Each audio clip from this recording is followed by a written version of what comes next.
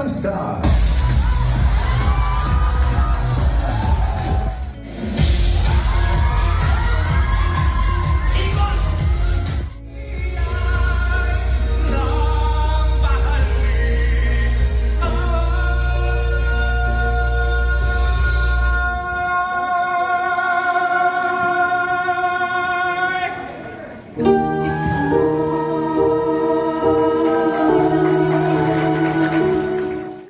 Hello mga kaborta! So for today's video, meron tayong event sa Santo Tomas, Batangas. So naimbitahan tayo na maging wedding host sa kanilang kasal. So samahan nyo ako at kung napapansin nyo, ganito ang aking itsura. Kasi ni-request ng couple na magbarong ako. Ito ang aking napakagandang barong. So guys, halika na! Ayokong malate sa event, pumunta na tayo sa...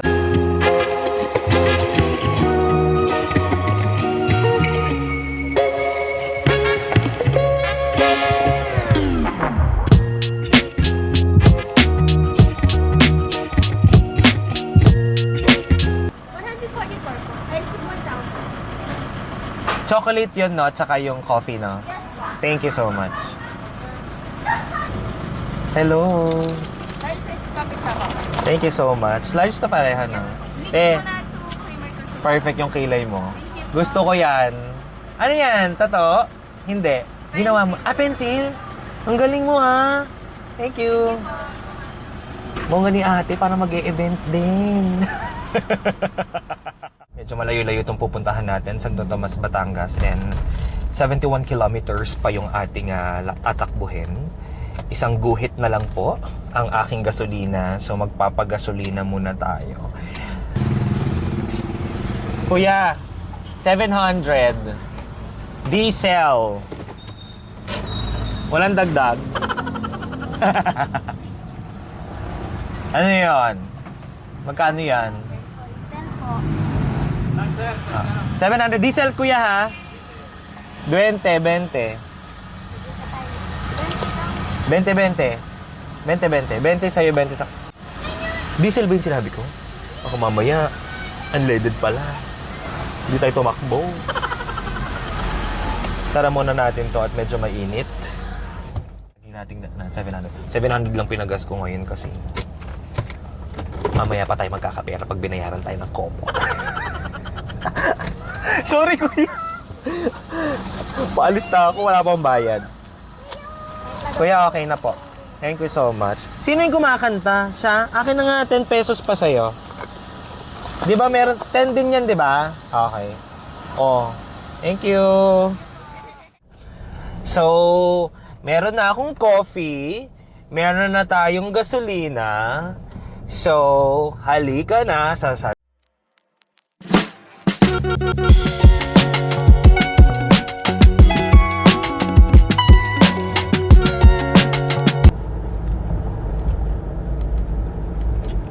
So, baka tinatanong nyo or itatanong nyo paano ako nagsimula sa hosting, no? Paano ako napasok sa hosting? So, short story lang. 8 years akong nagtatrabaho sa BPO. Matagal ako nag-call center. Na-reach ko hanggang Senior Operations Manager. And then yung last na work ko sa marketing, Sales Director ako. So, matagal akong nagtrabaho sa kumpanya, no, sa mga private company. So fast forward, I don't know, ha, baka dumating din kasi sa point na kayo ginagawa nyo lang kasi yung isang trabaho. It is because kailangan yung masuportahan yung family nyo, though hindi naman talaga yun yung passion nyo, no. Kasi aminin naman natin, sobrang hirap gawin yung isang passion kung hindi naman siya ganun kadali na kikita ka, lalo na kung ikaw ay breadwinner ng family nyo, no? So ako, etong passion ko, ito yung something na na-put on hold ko ng sobrang tagal na panahon. Pero alam ko sa sarili ko, alam ko na sa sarili ko na gusto kong mag-perform, gusto kong kumanta, gusto kong sumayaw, gusto ko lagi nasa harap ako ng maraming tao. So yun yung gusto ko. Pero hindi siya naging madali sa akin kasi nga syempre nung naghiwalay yung mama at saka yung papa ko, nag-step in talaga ako to be the breadwinner ng family. So, kailangan mag-isip ako ng mga bagay na mas kikita ako ng mabilisan. And doon nga ako napasok sa pagko-call center, 'di ba? And very thankful ako kasi alam mo ba sa pagko-call center nahubog talaga yung communication skills ko, kung paano ako magsalita, yung mga delivery, basta lahat ng may kinalaman sa communication natuto ko sa call center. Okay, maganda ang mga trainings ko. So, shout out dun sa mga taong nakasama ko during my BPO days. Okay. Ang dami ko sinasabi. So, ito lang naman siya. So, may isang araw, na-hire ako ulit sa isang company as a senior manager. And then, excited ako sa position, pero naghahalo yung emotion ko kasi parang, okay, babalik ba ako sa BPO? Ganon. Kumbaga parang sa edad ko, gusto ko na talagang gawin yung passion ko. Okay. So, dumating yung pagkakataon na papasok ako early in the morning. Tapos, pagdating ko sa office, paghawak ko dun sa pintuan ng office, parang hindi ko na siya mabuksan. Yun yata yung tinatawag na parang burnout. Burnout na yata ako nun. Yun na yung naramdaman ko nun. So, guys, wag niyong gagawin yun, ha. Kung ayaw nyo na talagang pumasok, then better, mas maganda magpaalam na lang kayo ng maayos sa superior nyo kaysa gayahin nyo ako na. Ang ginawa ko kasi noon, bumalik ako sa parking, start ko yung kotse, tapos pumunta na lang ako sa Mall of Asia Arena na talaga ako ng laban ng Creamline at saka ng Choco Mucho. Kumbaga parang, kasi parang stress na stress ako, hindi ko na alam kung anong gagawin ko. Nanood na lang ako. Ang daming message sa akin ng mga boss ko, bumalik ka na dito, ganyan-ganyan. Maraming nag-aantay sa'yo, yung mga ahente mo, yung mga subordinates mo, ganyan-ganyan and all that. Balikan mo sila and all that. Pero talaga ako, parang close yung mind ko noon. Gusto ko lang talagang mag-rest. Gusto kong ipahinga yung utak ko. Gusto kong magnilay-nilay para isipin kung ano na ba talaga yung purpose mo sa life, di ba? Kumbaga, ako kasi dumating ako sa point na parang iniisip ko yung edad ko, tapos ano na ba yung gusto kong mangyari sa buhay ko. Gusto ko yung, ano na ba yung para sa akin talaga, 'di ba? So, fast forward, umuwi ako ng bahay, tapos, pinuntahan ako ng sister ko, sabi sa akin ng sister ko, Chard, ikakasal si Ate Kat sa 26, ini-invite ka nila.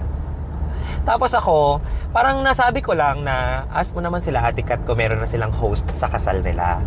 Tapos, nag-reply naman, sabi wala pa silang host. And then sabi ko, sabihin mo naman pwedeng ako na lang yung mag-host sa kasal nila. For free! Guys, libre. Okay? So, ako yung nakuha nilang host. Okay? So, kinakabahan ako kasi wala naman akong alam na formal hosting. Like, I do hosting sa mga company, sa company events and all that. Pero kasi kami-kami ng mga HR magkakasama nun. Kumbaga parang nag-host lang ako for the company. Pero yung formal hosting na, like for example sa wedding and all that, girl, wala talaga akong alam dyan. So anong ginawa ko? Nag-search ako sa YouTube, kinontak ko yung mga friends ko na nag-host, kung paano ba ipo-pull off yung gantong hosting and all that, ganyan. So dumating na nga yung wedding day. So, syempre, ang bakla, hindi naman pwede magpahalata na aanga-anga ka doon na hindi mo alam yung ginagawa mo. So, you have to pretend na alam mo talaga yung ginagawa mo, di ba? So, ganun. So, syempre, meron din akong talent sa acting. So syempre, sobrang galing kong umarte. Hindi na alam ng tao na first time kong nag-host ng wedding yun. So, shout out po sa mga bisita nila Ate Kat noon. Sorry, first time ko talaga nag-host noon. Pero hindi nyo alam, first time ko yon, hindi nyo nahalata kasi sobrang saya nyo. Alright. So, yun. Doon nag-start. Tapos, naging portfolio ko siya. Tapos, pinost ko siya sa Facebook. And luckily, may mga nag-book na sa akin na mga susunod na mga events. And sobrang saya ko, sobrang happy ko na meron nag-book sa akin na 2. Tapos naging 3, naging 4, naging 5. Hanggang sa every month, ang nagbo-book sa akin 15 events. Hanggang sa ngayon, dire-diretso yung hosting ko. Bottom line is, if you really love what you're doing kasi, yung passion mo sa ginagawa mo, hindi mo na kailangan bigyan pa ng sobrang daming effort para lumabas yun kasi innate na yun sa'yo. Kumbaga, lalabas talaga siya ng kusa kung talagang God given talent siya. Tama ba? Oo, tama. Pag talent mo talaga siya, talagang lalabas at lalabas yun. And then, luckily, natawagan pa ako ng Itbulaga at pinasalang pa nila ako sa Vortas 5. Can you imagine, guys? Yes, ako po yung nasa Vortas 5. Ako po yung kasama nila Jose and Wally sa Sugod Bahay. Kami po yung 5 sumasayaw doon. Ako po yung nakadilaw. Naging magandang portfolio siya sa akin. So, meaning, sumasayaw ako sa Itbulaga at the same time, after which, nag-host naman ako sa hapon. So, ganun yung naging trend nung career ko. Okay? So, guys, hindi mo talaga malalaman ang isang bagay kung hindi mo siya susubukan. Very risky siya. Kasi nung time na umalis ako sa trabaho, inisip ko agad kinabukasan paano ko mababayaran yung mga bills ko eh. Okay? Pero kasi, kung hindi mo nga susubukan, hindi mo alam kung saan ka dadalhin ng panahon. And worth it talaga na sinubukan ko or worth it talaga na nangyari to sa akin. Kasi, tingnan nyo naman ngayon, nakapasok na ako sa hosting industry na gustong gusto ko. And at the same time, nagagawa ko pa yung passion ko, which is singing, dancing, tapos nagtotalk ako sa maraming tao. Yung talagang pangarap ko na. Andito na ako ngayon. So sana sa mga gusto ding maging host, mga aspirant, sana may napulot kayong aral sa akin kung saan ako nag-start, kung paano ako naging nakapasok sa hosting industry. Dami kong chika, no? Anyhow, nandito na tayo sa Laguna. Malapit na tayo mag-exit. Pag-exit natin, SLEX.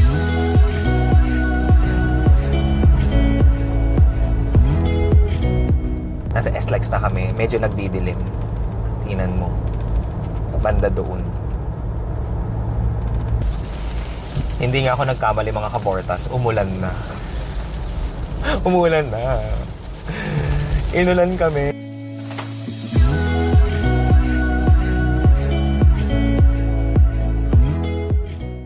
So since maaga pa kami, nakarating na kami dito and parang mga 1 kilometer na lang ang layo ng event center.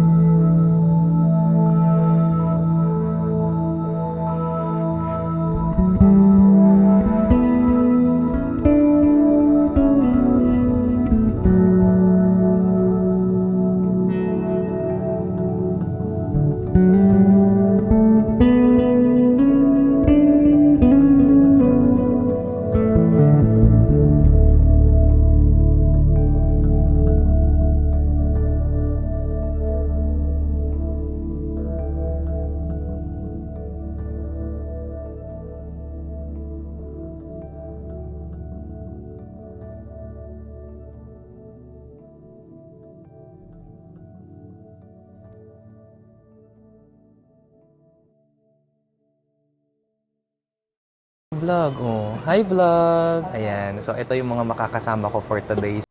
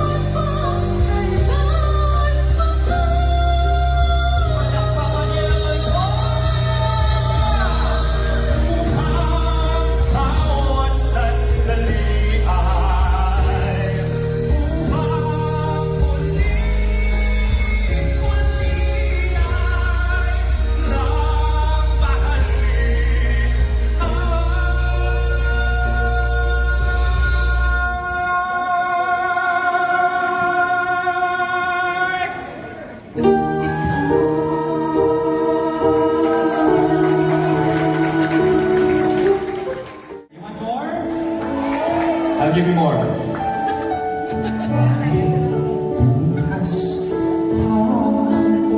Sa iyong buhay, tutulungan ka ng Diyos. And this for you. The voice of the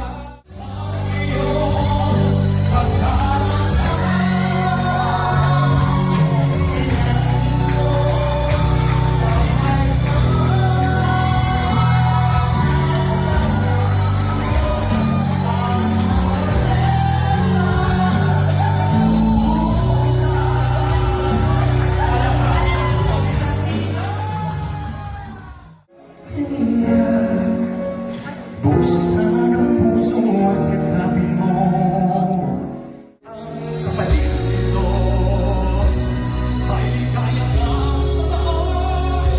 Hindi ba bawat tao ay may kani-kaniyang paraiso? Kung nasaktan ka man, siya na'y di magdaraan. Puso'y muling buksan at sa pagmamahal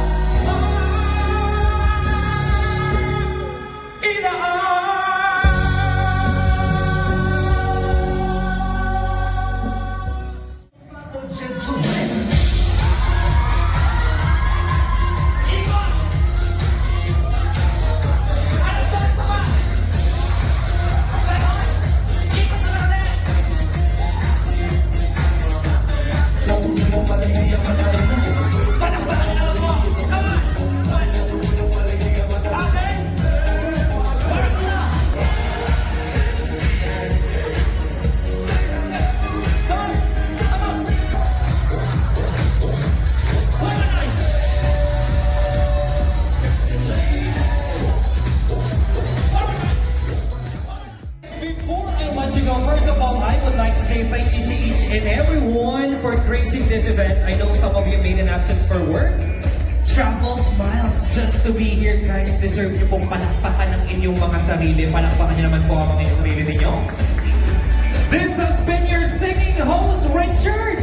Guys, don't forget to follow me on my Facebook page, Singing Host Richard. Signing off, guys. Party!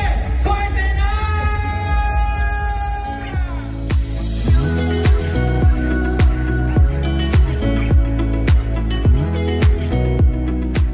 First of all, grabe ka po kasi ng chart pagdating sa singing and hosting.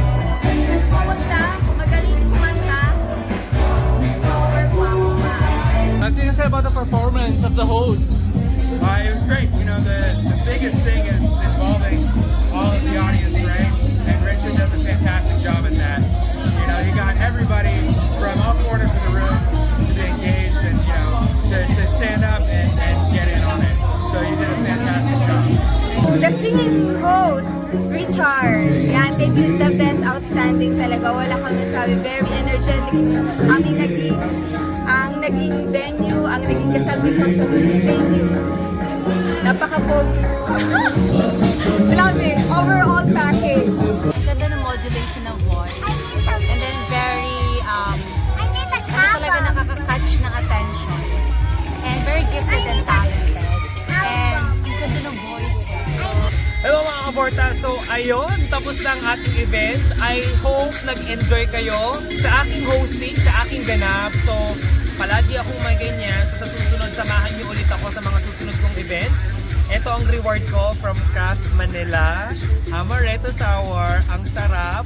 Guys, for more videos and updates ng aking mga vlogs and other ganap sa buhay, just go ahead and follow my social media account, my Facebook, Richard Miranda Fariñas, and even my Instagram, Richard Miranda Fariñas, my TikTok, Singing Host Richard, and my YouTube channel, which is Richard Fariñas. And don't forget to click the notification bell para lagi kayong updated sa aking mga ganap sa buhay.